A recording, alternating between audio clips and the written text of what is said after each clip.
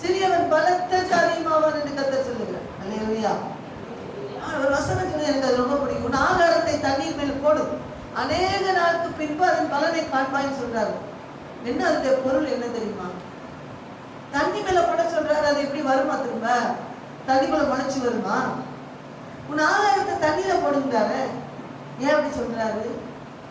தண்ணியில போட்டா எப்படி வரும்? தண்ணியில போட்டா என்ன செய்யும்? காணாமல் போயிடும். மீன்கள் சாப்பிடும் அல்லது காணாமல் கரைஞ்சு போயிடும். இந்த அப்படிதானே? அங்க இருக்கிற என்ன ஜீவராசிகள் சாப்பிடும். நம்ம ஒரு குத்து சோறை போட்டு தண்ணியில போட்டா அங்க இருக்கிற பூச்சிகள் எல்லாம் சாப்பிடும் அல்லது காணாமல் கரைஞ்சி தண்ணியோட போயிடும். ஆனா வசனம் சொல்லுகிறது, உங்களுக்கு எனக்கும் வேதம் என்ன தெரியுமா சொல்லுது? உன் தண்ணி ஆகாரத்தை தண்ணீர் மேல் போடு, அநேக நாட்களுக்கு பின்பு அதனுடைய பலனை காண்பார். அந்த பொருள் என்ன தெரியுமா? எதையாவது நம்ம செய்யறோம் அப்படின்னா, ஏதாவது பண்றோம் அப்படின்னா அதுல திரும்ப அதுல இருந்து எதிர்பார்க்காது. அதுல இருந்து எதிர்பார்க்காத. ஏதோ உதவி செய்யறியா, ஏதோ கொடுக்குறியா, அந்த இடத்துல இருந்து எதிர்பார்க்காத. அது தண்ணியில போட்ட மாதிரி நினைச்சுக்கணும். அது எல்லாம் சாப்பிட்டுட்டு ஜீவராசிகள் சாப்பிட்டுட்டு அல்லது காணாமல் போயிட்டு, ஆனா அதனுடைய பலனை நான் உங்களுக்கு அநேக நாட்கள் பின்பு அதை கொண்டு தருவேன்றார்.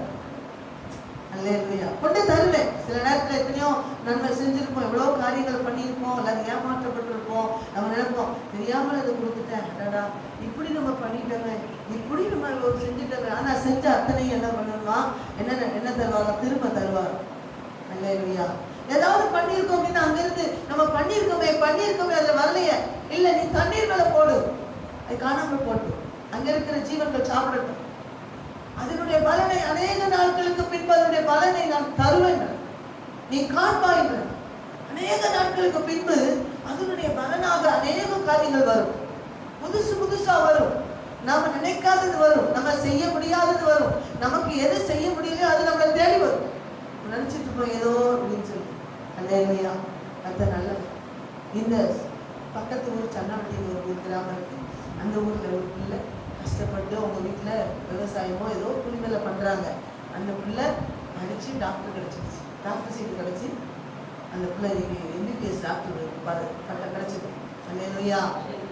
இவன் தம்பி போய் அவங்களெல்லாம் போய் அவங்கள உற்சாகப்படுத்தி அவங்கள கொடுத்துட்டு வந்தேன்னு சொன்னான். அந்த பிள்ளைய போய் பார்த்து பேசி அவங்களெல்லாம் நல்லா படிக்க தொடர்ந்து உங்களுக்கு என்னென்ன பண்ணலான்னு சொல்லிட்டு வந்தான். அல்லேலூயா. நிறைய பேர் அம்மா அப்பா படிக்கல, வீட்டில் யாரும் படிக்கல, வசதி இல்லை, டாக்டர் படிக்கணும் நிறைய ஆகும். ஆனா பாத்தீங்கன்னா அந்த பிள்ளை படிச்சு வந்துருச்சு. அல்லேலூயா. கர்த்தர் நல்லவர். அநேக பிள்ளைகள் இப்படி வாலிபர்கள் எழுப்பணும்.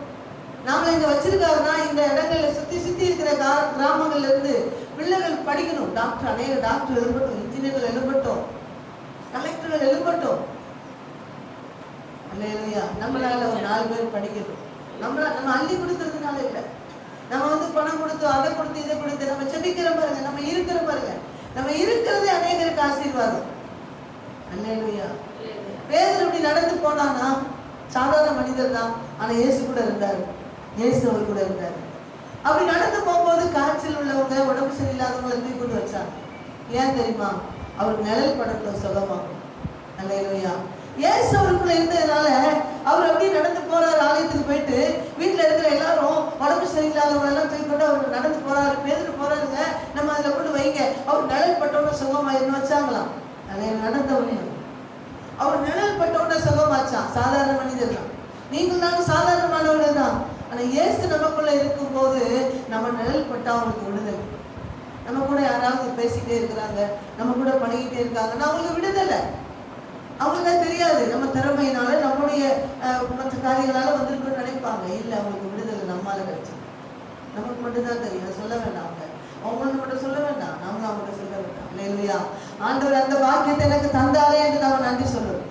கர்த்தர் இந்த பாக்கியத்தை எனக்கு வச்சிருக்கிறார் என்று நன்றி சொல்லணும். அல்லேலூயா. கர்த்தர் நல்லவர். ஆமென். இயேசு நல்லவர். அதனால ஒரு ஆகாரத்தை தண்ணீர் மேல போடுது, அநேக நாட்களுக்கு பின்பு அதனுடைய பலன் உன்னை தேடி வரும். எல்ஐசி போட்டிருக்கீங்களா? எல்ஐசி தெரியுமா? எல்ஐசியில் பணம் போடுவோம். அது என்ன 20 வருஷம் 25 வருஷம் 30 வருஷம் போட்டு வைப்போம். அது என்ன செய்யணும், அது அந்த பணம் இன்க்ரீஸ் ஆகி போனஸ் போட்டு 1 லட்சம் போட்டால் 2 லட்சம் தருவாங்க. நிறைய ஆப்ஷன் இருக்கு, 2 லட்சம் தருவாங்க. சில பிளான்ல நிறைய வித்தியாசங்கள் இருக்கு. உங்களுக்கு 5 வருஷத்துக்கு ஒரு தடவை இப்படி இருக்கும். நான் ஏன் அதை சொல்றேன்னா, இந்த எல்ஐசி எல்லாரும் போடணும் அப்படின்னு சொல்லி நாங்கள் சொல்லுவோம். நான் அதில் இருந்ததுனால எனக்கு தெரியும். எல்லாரும் போடுங்க. ஏன் அப்படின்னா ஒரு 20 வருஷம் கழிச்சு உங்களுக்கு வயசாகும் போது ஒரு சின்ன ஒரு உதவி உங்களுக்கு இருக்கும் அப்படின்னு. சின்ன பிள்ளைகள் வச்சுருந்தாங்கன்னா அவங்களுக்கு சொல்லுவாங்க, குழந்தைக்கு எல்ஐசி போடுங்க, அதுக்கு ஒரு 25 வயசு வரும்போது ஒரு அமௌண்ட் கிடைக்கும், ஒரு 5 லட்சம் கிடைக்கும், அந்த மாதிரி ஒரு இதை சின்ன சேமிப்பா போடுங்க, அப்போ அந்த பிள்ளைக்கு கல்யாணத்துக்கு உதவுன்னு சொல்லுவோம். குழந்தைகளை வச்சிருந்தாங்கன்னா அந்த குழந்தைகளுக்கு சொல்லுவோம். கொஞ்சம் நடுத்தர வயசுல இருந்தாங்கன்னா நீங்க ஒரு எல்ஐசி போட்டீங்கன்னா உங்களுக்கு வயசு ஆகும் பாருங்க, அப்போ வேலை செய்ய முடியாதுல்ல, அப்போ இந்த பணம் உங்களுக்கு உதவியா இருக்கும்னு சொல்லி நாங்கள் சொல்லிடுவோம். அல்லேலூயா, அது நல்லது. அப்போ அது ஒரு 20 வருஷத்துக்கு அப்புறம் உங்களுக்கு ஒரு சேமிப்பு இருக்கு அப்படின்னு. அப்போ வசனம் என்ன சொல்றதுன்னா, நீங்க தண்ணி மேல போட்டீங்கன்னா, அதாவது அங்க ஒரு எல்ஐசில போடுறோம், அது ஒரு சேமிப்பா இருக்கு. நீங்க நமக்கு வசனம், நமக்கு ஆண்டவர் என்ன தெரியுமா சொல்றாரு, நீ எதையாவது செய், ஏதாவது ஒரு உதவி செய், நன்மை செய். அந்த நன்மைகள் திரும்ப அதுல இருந்து வரணும்னு எதிர்பார்க்காத. நீ யாருக்காவது நன்மை செஞ்சா அங்கிருந்து திரும்ப நமக்கு செய்யணும்னு எதிர்பார்க்காத. அது தண்ணியில போட்டதா நீ நினைச்சுக்கணும், அது கரைஞ்சு போச்சு, அது 4 ஜீவராசிகளை சாப்பிட்டு நீ நினைச்சுக்கணும். அநேக நாட்களுக்கு பின்பு அவைகள் எல்லாம் போனஸா திரும்ப உனக்கு வரும்.